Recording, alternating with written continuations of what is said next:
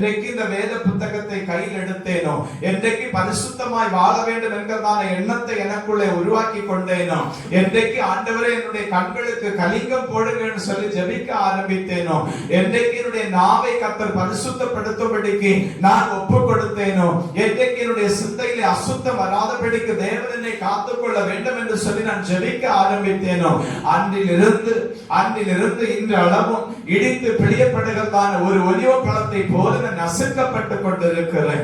வேதனை என்னை நாளுக்கு நாள் புடைத்துக் கொண்டிருக்கிறதை தவிர என்னுடைய வாழ்க்கையில நான் எதிர்பார்த்ததான அந்த பலனை பெற்றுக் கொள்ள முடியாதபடிக்கு திக்கு தெரியாத ஒரு மனுஷனை போல, திசை தெரியாதபடிக்கு தவித்துக் கொண்டிருக்கிறதான ஒரு மனுஷனை போல நான் வனாந்திரத்தில் தவித்துக் கொண்டிருக்கிறேன் என்று சொல்லுகிற வார்த்தையின் சத்தமா இன்றைக்கு நீங்கள் தேவ சமூகத்தில் வந்திருக்கிறீர்கள்.